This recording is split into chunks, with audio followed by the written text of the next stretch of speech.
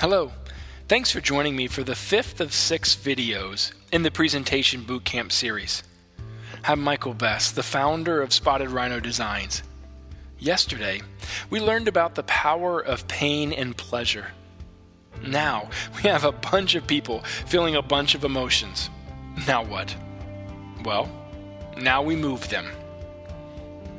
As I was thinking about how I could communicate these ideas to you in a way that clicks, I was out at a park with my almost 2-year-old son, Asher. We were at a park next to a small lake and had planned ahead and brought bread with us to feed the ducks. Well, when we got to the bridge that went over the lake, I started walking across the bridge to get to the middle where all the ducks were.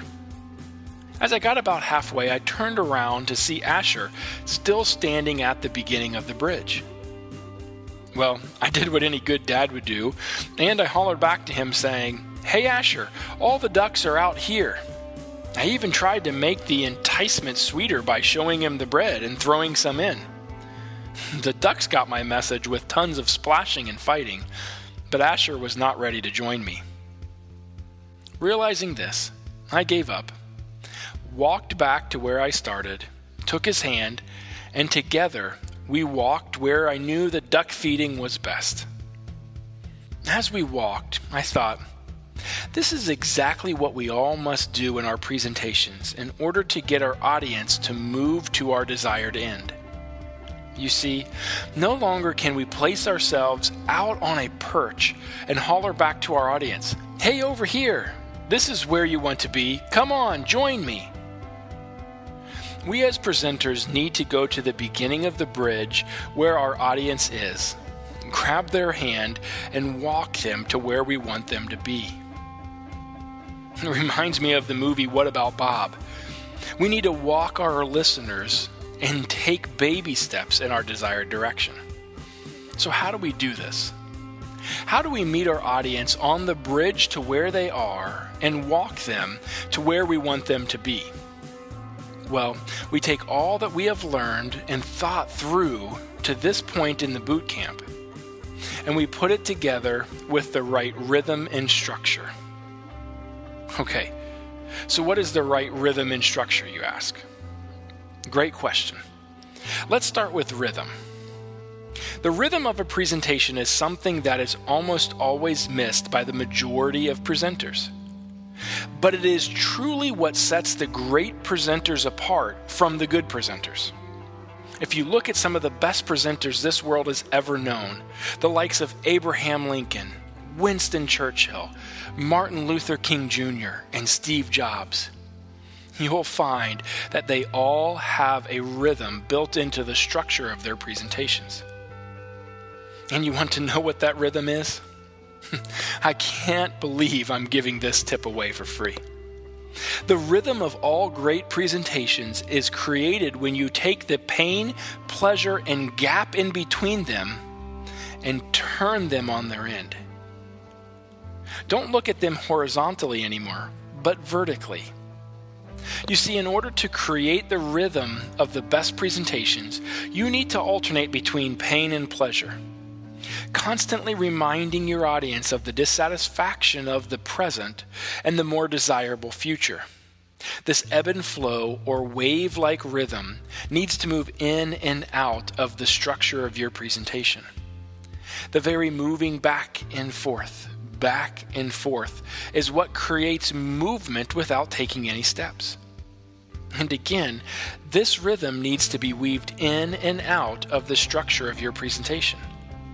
So let's look at what our structure could look like. Because just like a timeless antique can work in many different interior design themes, a timeless presentation structure can work with many different presentations. In this presentation structure, there are 6 distinct steps. These are the steps we must walk our audience through so that we cross the bridge together instead of standing at the other end, hollering for them to join us. The first step is the opening, or what I like to call the hip opening. We spent an entire video on how to open well and open the mind. We need to make sure that we connect what we have to say with something in our audience's long-term memory. This makes it so that what we have to say is more likely to be remembered and recalled later. This is the perfect way to start our presentation. Opening our presentation in this manner is like walking to our audience's end of the bridge, grabbing their hand and saying, "Are you ready for this journey?" The second step to an effective presentation structure is need creation. This is the first time that we venture into the start of our rhythm and bring in a dose of pain. We need to rehearse with our audience what they need. Talk them through why you know they have attended your presentation or scheduled a meeting with you. This brings the known or even unrealized need of your audience to the front of their thinking. This is critical to do right from the beginning, because once your audience is fully aware of the dissatisfaction with where they are, then and only then are they ready and willing to listen to anything you have to say. The length of this section is largely determined by your assessment of how clear your audience already is on what the problem is. For example, if you are on a sales call with a prospect that has contacted you because they know what you offer, then you would not spend a lot of time here initially. Typically, you would highlight the main challenges you know they are facing and move on. On the flip side, if you are communicating to an audience about a humanitarian issue that's happening in Africa, you may want to spend a good bit more time on this first need creation step, sharing background, showing data, and telling stories. So the length of time needed in this section is driven by what you are presenting and whom you are presenting to. Once you have highlighted the current dissatisfaction, then it's time to move into communicating about the solution.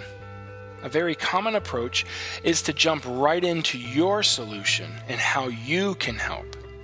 You can do this, but in this classic presentation structure, a better next step is to show the characteristics of the solution. Let me explain what I mean. By nature, there are solutions to every problem. There are usually many of them for each problem. Each solution is made up of components or characteristics that either make it desirable or not. These characteristics are what we all evaluate to determine whether or not we like the particular solution for our problem. These characteristics are what you used to create your idea, opportunity, offer, or solution. You might have focused on them consciously, or maybe they were just underlying thoughts that drove you to create the gift that is your presentation. Either way, they were there. What we need to do as a presenter is to come up with a simple and clear summary of what the characteristics of the best solution are. And most importantly, make sure all of these characteristics are true of your solution. What this does is allows us to actually teach our audience what they should be looking for in a solution that gives them the most desirable future. This is powerful because it lets us guide them through their process of moving from pain to pleasure. And your audience will develop a trust of you and actually start looking to you more and more for guidance along this process. After we have talked through what your audience should be looking for in a solution to lead them to a desirable pleasure, it's time to go back to look at their pain. This time, instead of just rehashing what their pain is, it's time to start thinking about specifically where you come in your unique focus. This is the time in the presentation to communicate why you have put together your specific offering, or how your idea relates to their problem, or what your approach will address. Great ways to accomplish this is to tell your story. This might be your personal story, or it might be the path that your company has taken, or even the evolution of the movement you are part of. Make it personable, relatable, real. You see, many times my clients want to jump right into talking about themselves at the beginning of their presentation. We've all seen this approach where a presenter stands up and the first thing they say is, "Hi, I'm Mike from ABC Inc. that was founded 50 years ago, and I'm going to talk about our new product." You know what I'm talking about. And just like everyone else, we mentally check out about 3 sentences in. Some of these details are important, but there is work to be done first before we get into the information about ourselves. When it is in step 4 of this structure, that work has been done.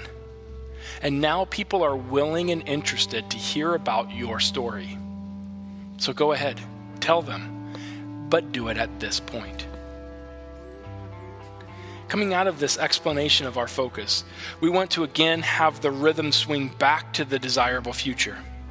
Because now you get to talk about your detailed solution. This is the part most presenters really want to get to. And this is very important. But all the steps that I have talked about are necessary before you camp out here. Jumping right into the details was me standing on the bridge hollering back to my 2-year-old son, hoping he would join me. Walk with your audience to this point. Make sure they are ready to hear what you have to offer them. Once here, I have 2 cautions. First, don't forget your rhythm. You want to continue moving back and forth between pain and pleasure, showing the gap between where they are now and where your solution will take them. The second caution is that you do not need to say everything. It's still important to keep in mind the work that you have done to this point. You need to communicate only the details that you have identified that are necessary for your audience to make a decision to move with you. Fight the tendency to throw everything in the kitchen sink back into your presentation. Don't say everything in the hopes of saying the right thing. After you have fully and specifically presented the details of your solution, now it is time to wrap up your presentation. At this point, it's time to end well. And that's what we'll talk about tomorrow. If you are looking for a way to bring your presentation together effectively so that your rhythm and structure come together to move people, a great place to start is Spotted Rhino's Presentation Pulse. This one-on-one presentation review will start you on the direction of getting your audience to move in your desired direction.